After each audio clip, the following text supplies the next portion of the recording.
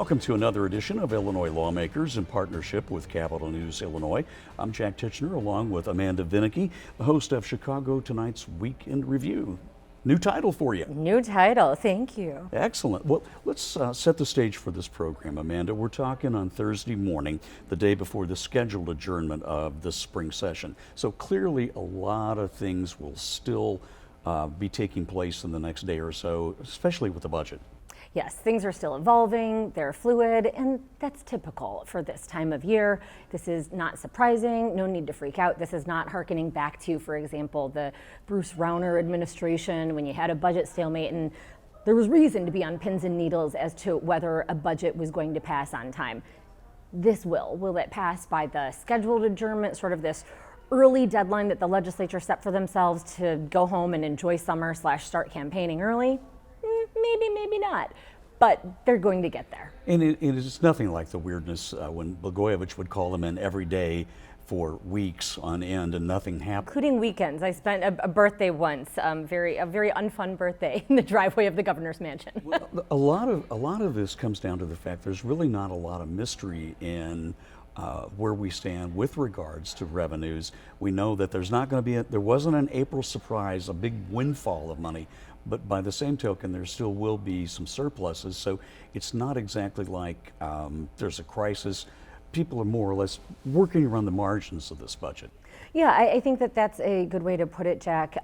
There is some consternation about some of the packages that the governor has put forward. And I think that right now you've got some different options in the mix because it's, if we're not going to get this, what then? So for example, when you look at a gaming tax, I'm hearing that there are some other options that are being thrown out in terms of, okay, if we're not going to bring it up to the 35% that the governor had suggested for sports wagering, maybe we can do something else. So, but it's generally going to be along the same lines, especially for folks that are just, average residents. You're not looking at, for example, an income tax increase, but also part of that there is something with the deduction. We don't need to get into that now, but as you noted, I think generally you have a governor who has crafted a budget that is balanced because he says that that's what has to happen, but it's also not doing anything that is going to really hit people hard in their wallets and make them take notice. You look at something like the grocery tax, that's going to in fact hit more on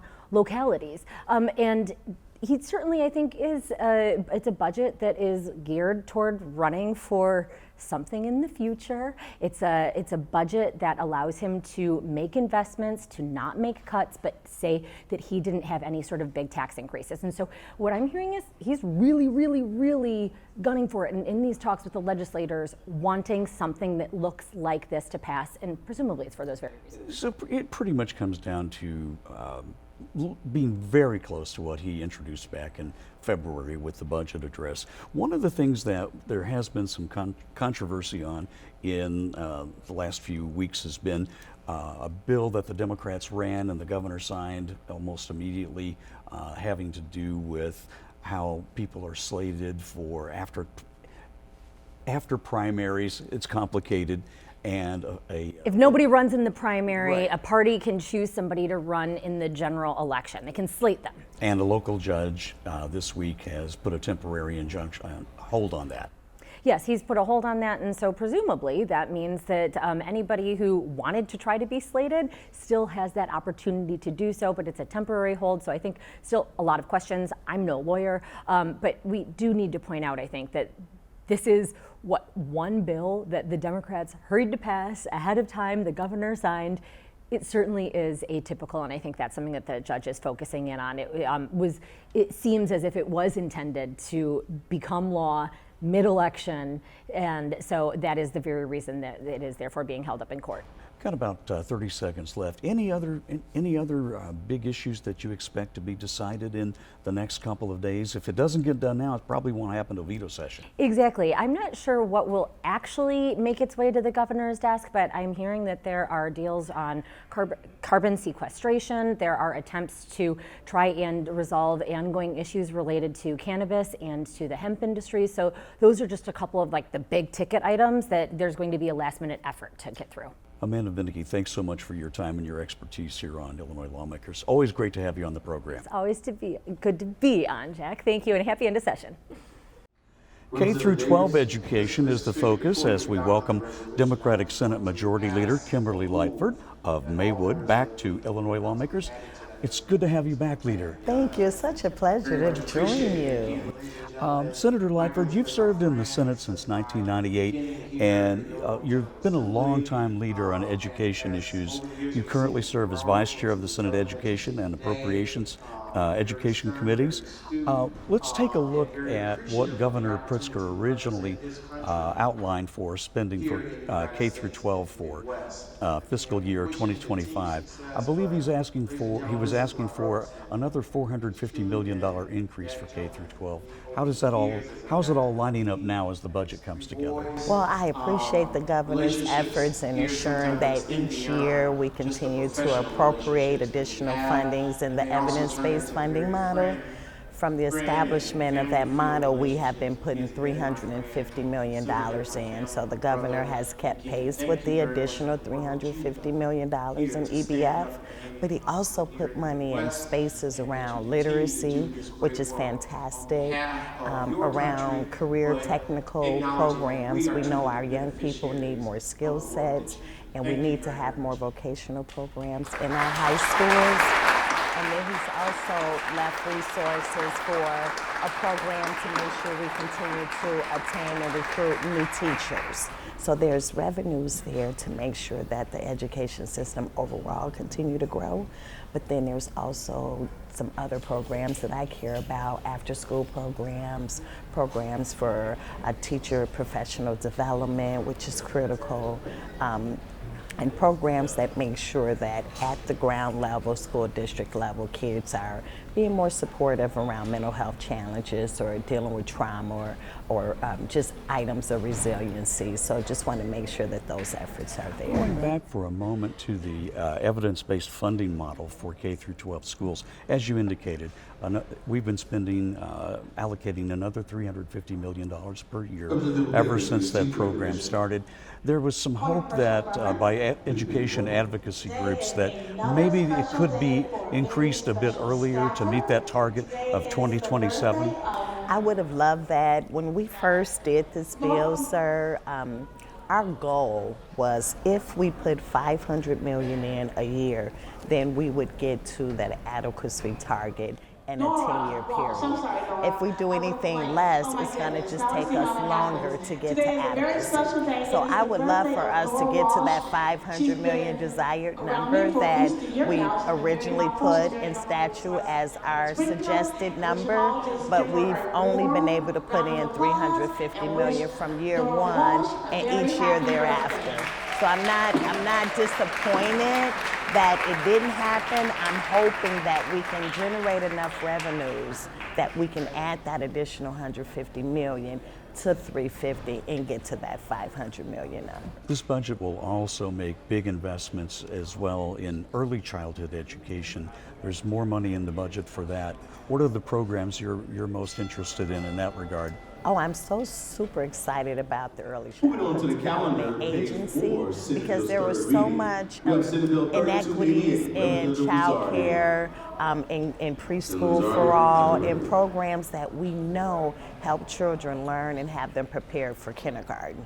And so it's really important that we take those programs that are under the Department of Human Services. There's programs under the Department of Children and Family Services. There's programs under the State Board of Education. There's federal programs. There's state programs. So streamlining that whole entire process would allow us to help educate more 3- and 4-year-olds and begin to take a look from birth to 3. We know that even when a child is in the womb, that reading to a child is important and things of that nature. So we want to have an overall concept to get kids from birth until first grade with that department. So I'm super excited. We've got about 30 seconds left.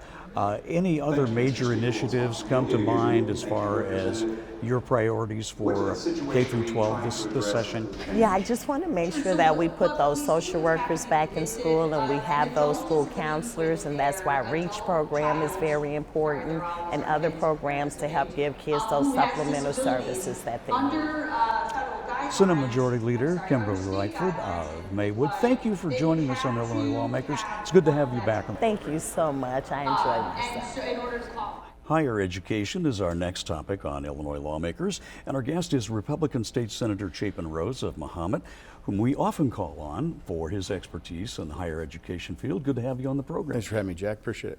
The governor's budget proposal called for higher ed to receive something like $2.5 billion in fiscal year 2025, an increase of around $24 million for universities and another $6 million more for community colleges. Is that pretty much in line with what we're hearing now? So let's correct a couple of things. The governor's increase on paper for the just operational expenses is about a 2% increase, except for the University of Illinois, which is about 1.8. The problem is he cut another several other line items elsewhere, like for example, mental health treatment. Universities and community colleges are receiving mental health reimbursements for the cost of mental health treatment of their students. When you factor those cuts into the overall pie, many universities end up actually getting cut. So for example, Eastern in my district was receiving less than, got about a 4.6, 4.7% cut. U of I got cut, et cetera. When you look at the entire package, not just the GRF increases for base operations. So there's been some trade-offs made. Yeah, I mean, basically what they did is they cut things like mental health treatment to show an increase to the base operations. That's not exactly an actual increase to higher education as a whole. What about the monetary award program? That was that was increased, absolutely. One of the things that, of course, we've been talking about for years around here is, how the House and Senate came together back in 2017 to reform the way that we fund K through 12 schools in the state of Illinois.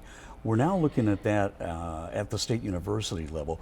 Could you give us some insights into that and how that goes? So if you go back in time, myself and Danny Brady, represent ISU, we were the initial filed a bill years ago to come up with a formula for higher education. And really, we need a formula for higher education. That goal remains.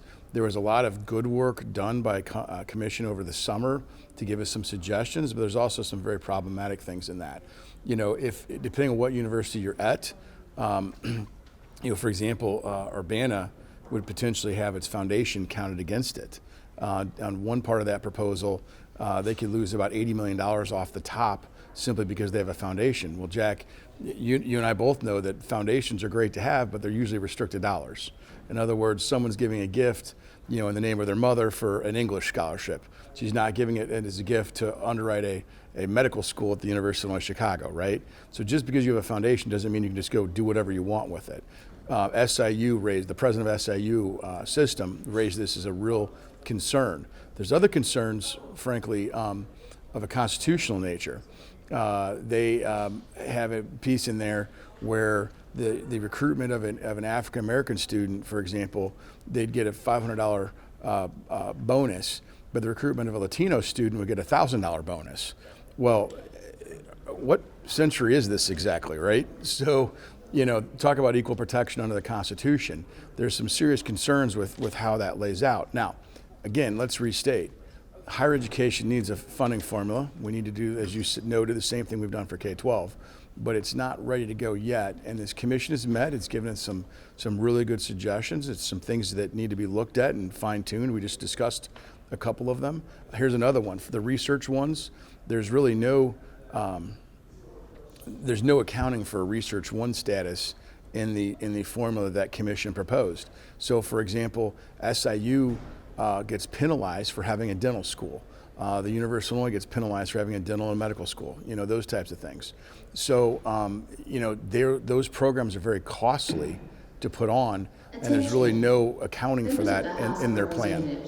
One other thing that I want to get to, we've got about a minute left, and that is universities are expecting to see a big fall off in enrollment, as much as 15% over the next 4 years starting next year. How are Illinois schools lined up to deal with that? Yeah, well, look, that's the enrollment cliff, and that's why things like Aim High scholarship program that I authored, is my idea, and then the higher education work group came forward and helped support getting that across the finish line. That helps us attract and keep and retain the best and the brightest in our state. But I'm telling you right now, this is a huge problem. It's not just Illinois, it's the whole country. I mean, that 15% enrollment cliff is going to hit the whole country. And I don't think higher education as a whole anywhere is positioned for it. I think everyone's staring at a problem coming at them, and they're all hoping it goes away, and it's not going to go away. And so like something like 875,000 students nationwide. Senator Rose, thanks so much for your time and expertise. Thanks for having us, Jack.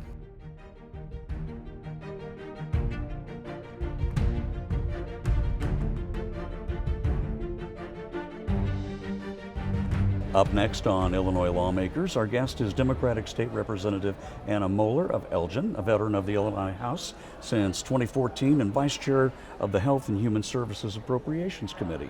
Yes. Good to have you on the program. Thank you. It's great to be here. Wonderful being here with you. You were successful in winning House passage of one of Governor Pritzker's signature legislative goals on insurance reform. Yes. The Health Care Protection Act passed the House on a healthy bipartisan margin. Yes. Tell us about the act. So this is a comprehensive set of policies that are meant to reform the insurance industry here in Illinois to make sure that consumers have access to high quality health care and that insurance companies are reformed to make sure that they're not putting profits over patient care. There are several elements included in the legislation. The first is to ban prior authorization for people who are experiencing critical mental health crises so that they can get the inpatient hospital care that they need without having to get prior approval from a health insurance company and deal with the bureaucracy of that during a time when they're facing a crisis in their life. The second aspect to this legislation is banning a procedure called step therapy. This is a policy that insurance companies use that require patients to fail first on a medication or procedure before they're allowed to access a medication or procedure that is prescribed by their doctor. I'm familiar with that to a certain degree because I know of a situation where a person was really not needing a hip transplant yet, but they wanted her to go through a certain kind of Yes. physical therapy, which didn't work, and you ended up with. Exactly. And when we've been talking to doctors and patients and advocates around the state, this particular practice comes up a lot. So many people have to go through this process before being able to access the care that they actually need. And so this is an important provision that would ban insurance companies from requiring patients to go through that. And you're talking also about ensuring that they go by what are known as generally accepted standards of care. Yes. Again, this is requiring insurance companies, when they're determining what types of procedures are going to be covered, that they use generally accepted standards of care that are developed by experts in the field of the clinical expertise or area that governs that procedure, so that they're not arbitrarily denying access to therapies, procedures, medications based on cost. Again, too often we hear about insurance companies being the barrier to access to care because of a desire to protect profits. And we're ending that practice in Illinois, making sure that people get the care that they need. There's another provision in here about banning insurance companies from requiring prior authorization to covering the cost of inpatient psychiatric services. Yes. Yeah, during testimony in the Human Services Committee, where this bill came through, and the committee that I chair, we heard heartbreaking stories from doctors. Knowing that a patient needed the inpatient care to deal with a mental health crisis, they may be suicidal, they may be exhibiting symptoms that would cause alarm, only to be told that they were not allowed to stay, be admitted into the hospital because of an insurance company requirement to provide prior authorization, or patients having to deal with an insurance company while they're having an emotional crisis. This bill would ban that. This would give patients at least 72 hours in the hospital to get stabilized before an insurance company would come in and work on concurrent review. We've got about 30 seconds left. What about junk insurance?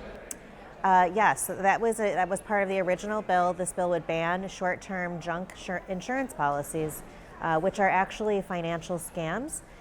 They offer very low premiums but very high deductibles, and often do not cover prior pre-existing conditions.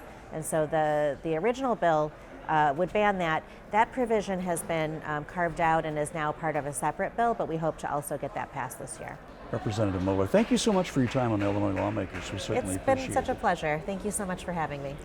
House Republican Floor Leader Patrick Windhorst of Metropolis is next on Illinois Lawmakers. A former Massac County State's Attorney, Representative Windhorst is the GOP spokesperson on the House Judiciary Criminal and Restorative Justice Committees. Good to have you back on the program. Great to be on the program. Thank you. Now, I've watched a lot of House Republican floor leaders over the years, going back to Bill Black's time, Mike Boss' time.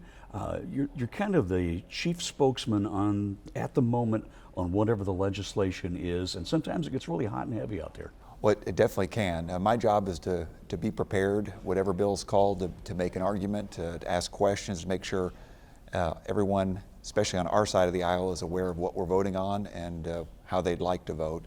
And part of that is also organizing the debate to make sure our best voices on a particular issue are the ones that are able to speak up and ready to debate a bill. We will, of course, as you said, get really contentious sometimes, and I think that is to be expected. You've been working on a House Republican working group that's dealing with issues associated with criminal justice, in particular, making some tweaks to the Safety Act that passed earlier, passed last year here. What are some of the things that your working group is how you're approaching this? And there's also a Democratic working group, and you may be meeting in the middle somewhat. Well, we hope to meet with the Democratic working group to talk about the ideas we have. Our working group was put together by our leader, Toni Mahomet. She wanted us to put forward common sense solutions to the issues facing public safety and criminal justice. We have a lot of experienced voices on our side of the aisle. Myself as a former prosecutor, we have 3 current police officers or law enforcement officers in our caucus. We have 2 attorneys who are on our working group that have brought a variety of issues, and we've also reached out to stakeholders and community members to get ideas to improve. There's kind of a raft of bills that you've got out there. Let's start with House Bill 5120, which widens the possible detention net to all felonies and does some other things. What's the intention there? Well, with the Safety Act, we've eliminated cash bail. So a judge is making a determination if a person will be held in custody pretrial or released. There's no middle ground anymore. However, the law currently says that there's only certain offenses for which a person can be held. We want to expand that to all felony offenses and give the judge greater discretion on those offenses. We also are changing the burden of proof for detention. The law right now is clear and convincing evidence. That's the next highest legal standard below a felony or below a conviction for a proof beyond a reasonable doubt. We're going to lower that to preponderance of the evidence. We're hearing about cases where people who should be held aren't able to because of that burden. There's another one, House Bill 5121. It calls for the revocation of pretrial release when the defendant's charged with an offense while they're out on release. Yes, one of the big concerns we had with the elimination of cash bail was recidivism, that we were going to see people arrested, released, and continue to commit criminal offenses. This bill is designed to address that. So if someone is arrested on an offense and released and they commit another offense, then they're held pending trial. There's another one that restores the process for courts to issue warrants for failure to appear in court. That's correct. Another concern we had with the Safety Act was the fact that people would not report to court or appear in court when they're supposed to. The Safety Act put in a system where a summons is preferred over a warrant for a failure to appear. This restores the prior law that says, no, a judge can issue a warrant and have the person come to court when they miss a court appearance. House Bill 5131 establishes a timeline with the Department of Human Services to remove someone from a county jail. This has to do with mental health aspects. How does this work? How would it work? If a person is found unfit for trial because of a mental illness, they're supposed to be placed in the custody of DHS to be made fit for trial, to get mental health treatment and then returned to court for trial. The problem is these individuals aren't being taken to DHS in a timely manner. They're supposed to be taken within 20 days under the prior law. That's been moved to 60 days under the current law, and it isn't even being met, that 60-day provision. What we would like to do is return it to 20 and say to the state, if you don't place these individuals within the 20 days, then you will have to pay the costs of incarceration and mental health treatment to the sheriff. Representative Windhorst, thanks very much for your time on Illinois Lawmakers. We'll be looking forward to seeing how you and the Democrats maybe find some middle ground on this in weeks and months to come. We hope so. Thank you. Wrapping up this edition of Illinois Lawmakers with Jerry Nowicki, Editor-in-Chief of Capital News, Illinois. Jerry, this session has been a bit different from other years that we've had here at the Capitol. They've moved a lot of bills here in the last few weeks, waiting for the budget to drop. So I think that's really the main thing that we're looking at this point. And we really don't have a whole lot of insight into what's going to happen in the next couple of days. No, we don't. As I told you a couple weeks ago, the whole end of May said budget hold date, so here we are. Next week is still the budget hold date, and we're going to find out what they're doing when they file it.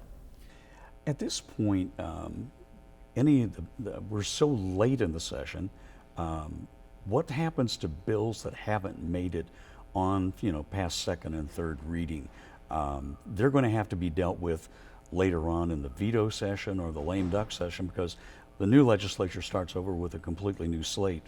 Right. So you said it. It's the veto session or a lame duck. I think a lot can happen in a lame duck session when you got a lot of outgoing lawmakers.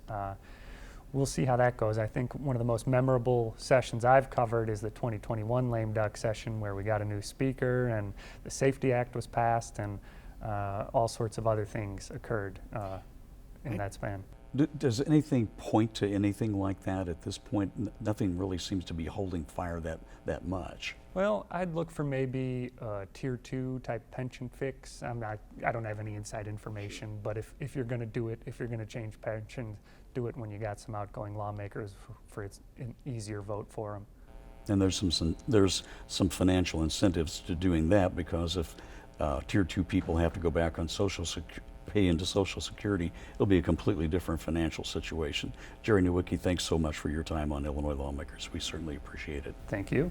And that's it for this week's Illinois Lawmakers. We'll be back next week here from the Illinois State Capitol.